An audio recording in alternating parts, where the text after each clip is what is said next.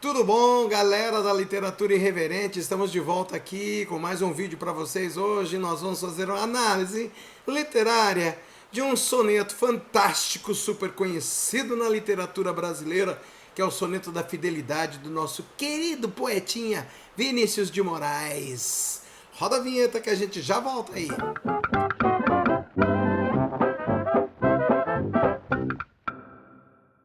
Então, o poema Soneto da Fidelidade, que é de autoria de Vinícius de Moraes, aborda os sentimentos de amor e de fidelidade no relacionamento, não é certo? Faz pouco tempo nós estivemos aqui falando dos Lusíadas de Camões e eu estava comentando da atemporalidade do soneto Amor dele, que é fogo que arde sem se ver, etc, blá blá blá, que foi escrito por Luís de Camões no ano de 1500, veja bem como existe uma maneira de se falar do amor, e o amor é um marco atemporal na vida das pessoas, né? Da mesma maneira, no mesmo viés, é claro, guardada as devidas proporções, o nosso querido Vinícius de Moraes também entrou nesse viés atemporal, já que ele escreveu o Soneto da Fidelidade no ano de 1939, e depois posteriormente foi publicado no livro Poemas, Sonetos e Baladas, do ano de 1946. Aliás, eu tinha este livro, me roubaram. Uma pena. Na verdade, o Soneto da Fidelidade, ele fala do amor como poucos outros sonetos e poucos textos na literatura brasileira e, por que não dizer, na literatura universal, né? Veja bem, quando ele olha e fala do amor daquela maneira... Eu vou recitar pra vocês aqui, porque, claro, o professor Boia não vai aguentar sem recitar o sonetinho da fidelidade. De tudo, ao meu amor serei atento antes e com tal zelo e sempre tanto, que mesmo em face do maior encanto, dele se encante mais meu pensamento. Eu quero vivê-lo em cada vão momento, e em seu louvor eu hei de espalhar o meu canto, de rir o meu riso e derramar o meu pranto, ao seu pesar ou seu contentamento. E assim, quando mais tarde me procure, quem sabe a morte, a angústia de quem vive, quem sabe a solidão, fim de quem ama, eu possa me dizer do amor que tive, que não seja imortal, posto que é chama, mas que seja infinito, enquanto dure. É interessante a análise e interpretação do Soneto da Fidelidade, porque ele fala, inclusive, algumas metáforas, e ele fala do amor de uma maneira bastante incisiva. Ali na primeira estrofe, por exemplo, onde ele diz: de tudo, ao meu amor serei atento antes, e com tal zelo e sempre tanto, que mesmo em face do maior encanto dele se encante mais meu pensamento, ele dá destaque ao amor e ao cuidado, né? Ao zelo, que fazem parte da atitude de cuidar da pessoa amada. Porque é cultivando o amor que ele não desaparece, não é verdade? Existe aquela informação sobre o modo, o tempo e a intensidade. O modo seria o zelo, o tempo é aquele sempre, e a intensidade é tanto, muito, muito mesmo. E a gente pode identificar também nessa primeira estrofe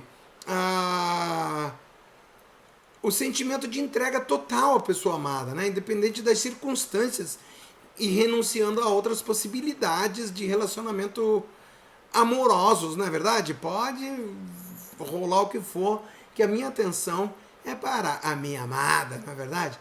E na segunda estrofe, quando ele diz assim: quero vivê-lo em cada vão momento, e em seu louvor eu hei de espalhar o meu canto, e rir o meu riso e derramar o meu pranto, ao seu pesar, ao seu contentamento, verificamos aí uma antítese, no sentido de indicação de sentimentos opostos, alegria e tristeza, rir o meu riso e derramar o meu pranto.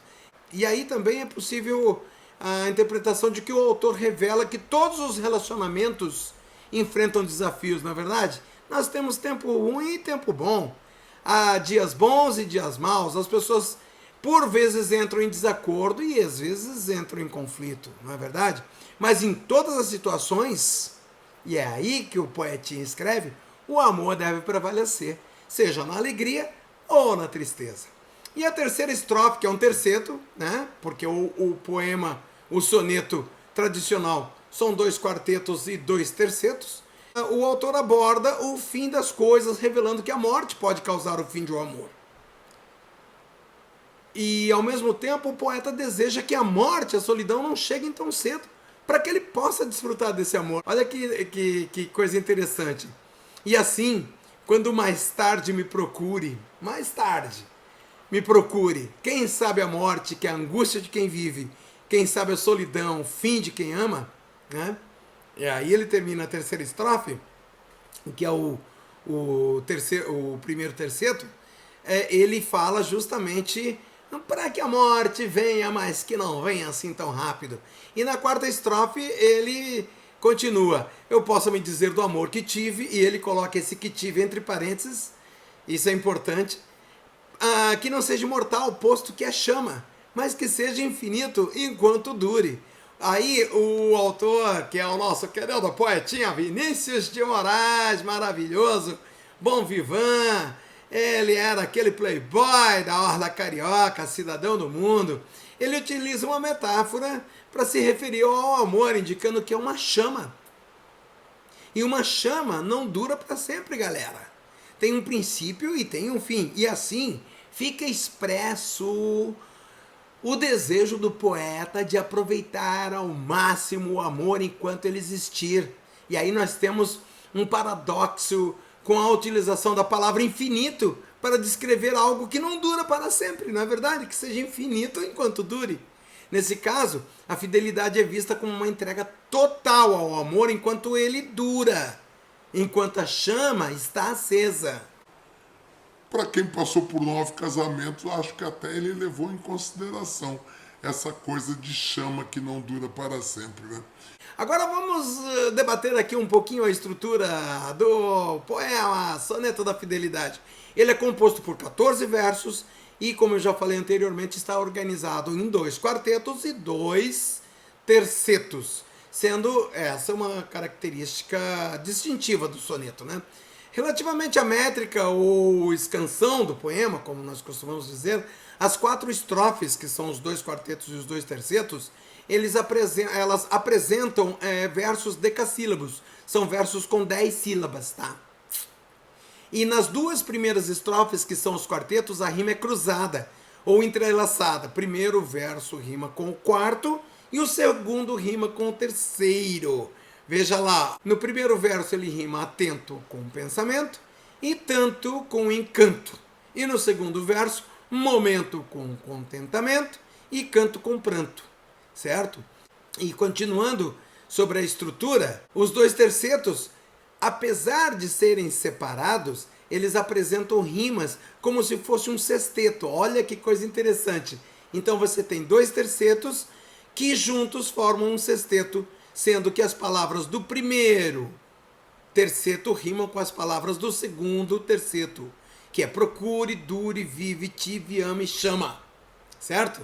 Então, como eu já havia dito, o nosso querido poetinha Vinícius de Moraes escreveu o Soneto da Fidelidade na cidade de Estoril, em Portugal, no ano de 1939 e publicou no ano de 1946. Então, galera, espero que vocês tenham gostado dessa breve análise do Soneto de Fidelidade e fique aí cada vez mais apaixonado por literatura e simplesmente não se deixe abalar, porque aqui a literatura é irreverente. Até o próximo vídeo.